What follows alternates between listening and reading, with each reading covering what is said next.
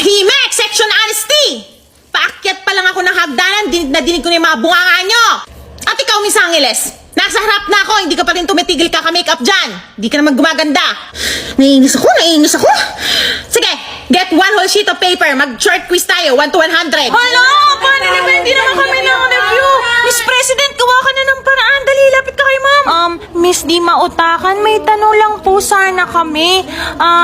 May lahi po ba kayo? What do you mean? Ang puti-puti niyo po kasi, tapos ang kinis. Foreigner po papa niyo? Ano ba kayo? Kapampangan papa ko, pure Pilipino ako. Nagbo-beauty white lang ako. May kinis tsaka pumuputi ako dito. Oh, yung pala secret niyo. Nakaloka tong mga batan to. How to be you, ma'am? Akala ko foreigner. Ay, ang ganda ni ma'am, no? Ano ba sa'yo? Ang ganda ni ma'am. Siya pinakaganda sa universe. Totoo naman. Section honesty, tama na. Ganda kasi Ay, talaga?